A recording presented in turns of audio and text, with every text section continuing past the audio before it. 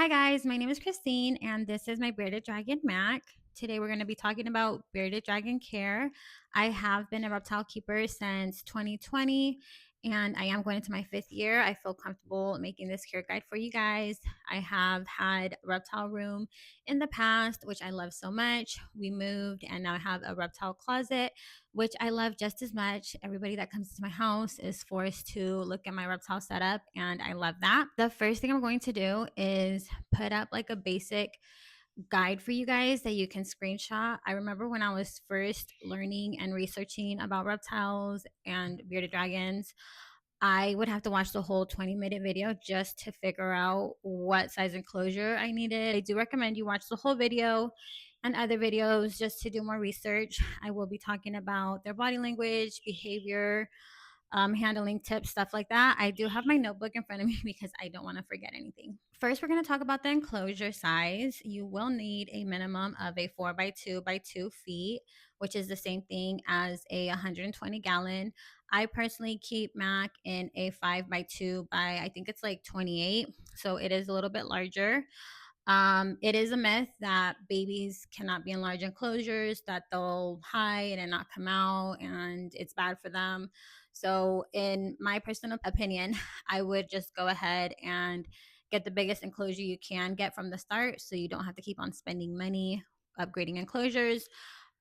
With my bearded dragons, I have started off small just because one, I didn't know, and two, I get my enclosure used, so I usually get really good deals and don't spend too much money. The bigger is better. Like I said, the 4 by 2 by 2 is just a minimum. Next, we're going to talk about lighting, which is by far one of the most important things you have to make sure you're doing correctly.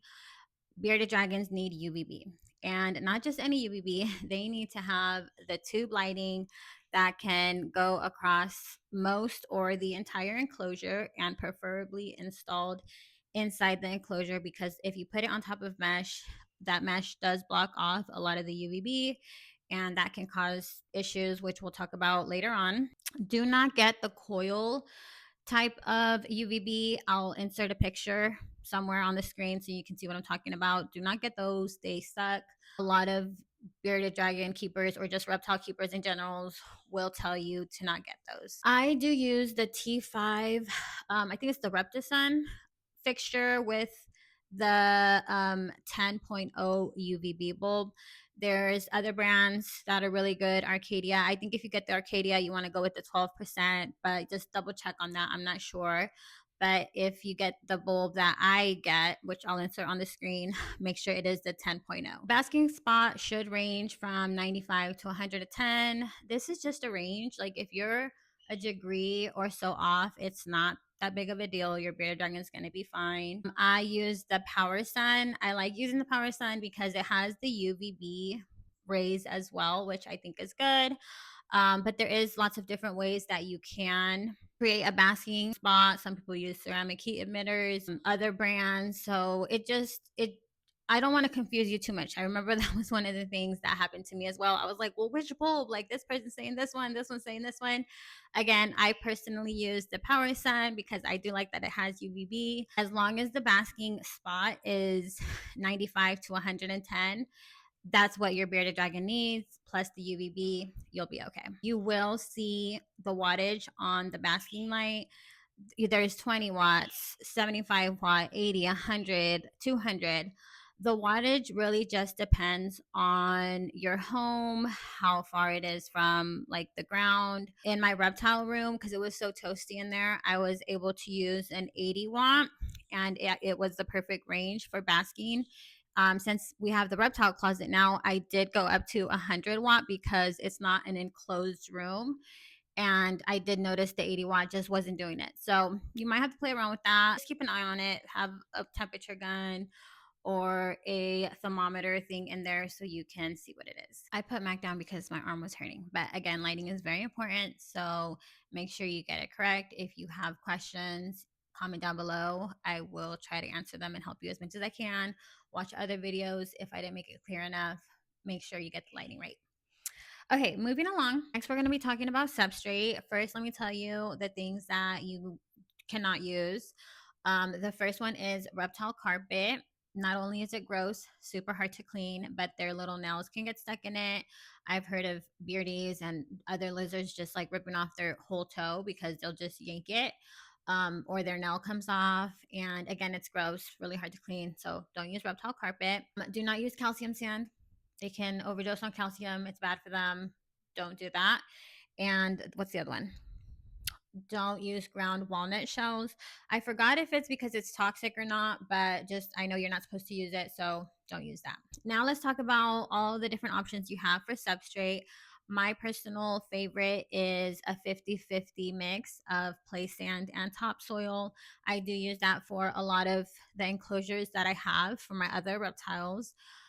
Right now, at the moment, I do have MAC with some cabinet liner. It has to be non-adhesive if you're going to go that route. So no glue. It just has to be like the liner by itself. And as much as I do love his enclosure, I was gathering videos. Every video that I show pop up on this video is mine, like my enclosure, my bearded dragon. And I was just like, wow, Max kind of looks pretty freaking basic compared to some of the enclosures I did for my bearded dragons in the past. So my next video or the one after that will be upgrading his enclosure to something completely different. So like I was saying, I like the 50-50 mix. You can also use paper towels. You can use the cabinet liner like I just mentioned. Some people use tiles. So those are just some options. I'm sure there's other safe options that you can use. Those are just some that I know. After you have the substrate figured out, you do want to add 2 hides at least, one on the basking side or the hot side of the enclosure and the other on the cool side of the enclosure. I did forget to mention this in the lighting, but I'm pretty sure I added it to the screenshot at the beginning. The cool side of the enclosure can be anywhere from 70 to 80 degrees. Again, that is a range. If it's a little bit higher, a little bit lower, it's not that big of a deal. You just don't want it to go below 65.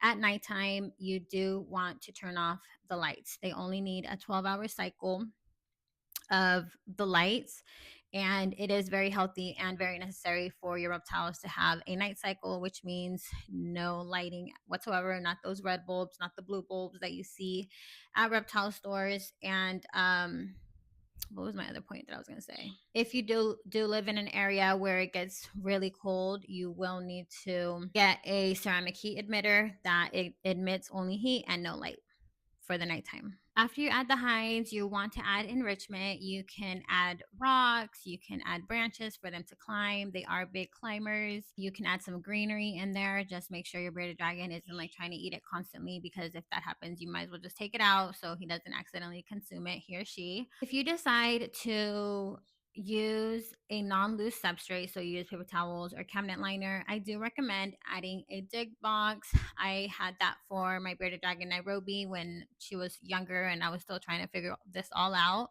I added a dig box and she used it all the time, so it is very good enrichment. They'll go in there, they'll dig. It is a little messy, but it's enrichment for our bearded dragons, and why not want to give them enrichment? Also, the branches and the rocks that you add help them during shedding time. I've seen my bearded dragons rub against it, like their face and stuff, just to get the extra shed off. I'm editing and realized I forgot to talk about a water dish. Some reptile keepers will say you don't need to provide them with a water dish. I personally always have fresh water for my reptiles. I have seen both of my bearded dragons drink directly from the water dish.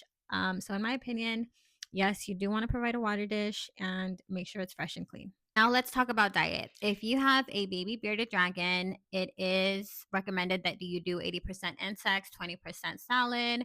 Again, it's a range, so this is just a number. You just want to get something around that. You can feed them 1 to 2 times a day for 5 minutes, as many as they can eat. Or what I like to use, I like to give you guys numbers. So if they eat 5 to 10 at each meal, they're doing fine. They eat a lot. So they are expensive at the very beginning. At least the insect part of it is. And as adults, that number basically flips. You want to do 80% greens, 20% insects, and skip meals, because they can get obese. They start moving a lot less. They'll just become more chill. So I feed anywhere from 3 to 5 insects. If I'm feeding super worms, I only do 3.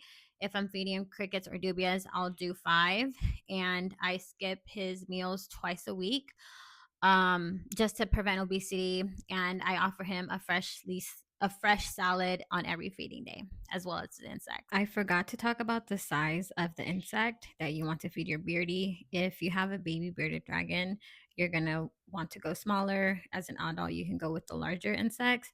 Basically, the rule is the insect has to fit in between their eyes. So this area right here, a large cricket would fit in there, a large dubia. If you have a tiny little baby, like their head's like that size, obviously you're going to get the small or pin-sized crickets, insects. So just make sure that the insect roughly fits in this area. Another important thing you want to add to the diet is calcium. As babies, just put calcium on every single meal.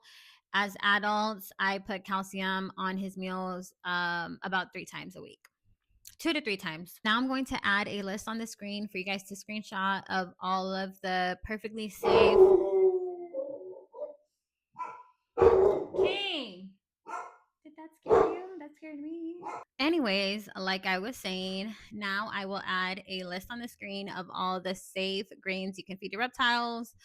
And fruit, I only feed once a month or every other month, which is usually blueberries because that's what Mac likes. But you can figure out what your bearded dragon likes and offer fruit as a treat. Now that we've gone over the basics, which is pretty much what you need to keep your bearded dragon alive and healthy, let's move on to some of their characteristics and body language. If you ever see your bearded dragon bobbing its head, it's just being territorial. It might have saw a reflection of himself on the mirror, and it's just letting the other bearded dragon know that this is his territory and to back off. They will puff up their beard and it'll get all black. So it just means they're like in defense mode. Who knows? Sometimes I don't even know why they're triggered. But just the other day, Mac was on my daughter's bed chilling, and all of a sudden he's just got his beard super black. He's bobbing his head, and we're like, what happened? And then we figured out that he was looking at his reflection on her full size mirror, and we just covered the mirror up. Then he was fine, like nothing ever happened. So yeah, they're just in defense mode, marking the territory, essentially trying to be big. If you see a little hand wave, I don't have a video to insert, but it's just like a little hello that they're showing. That usually means that they are being submissive, whatever it, is a, a, after them. If it's another bearded dragon or whatever, they're just saying like, hey, I don't want to fight, hello. Let's see what else. I have this notebook because I didn't want to forget anything. One more thing.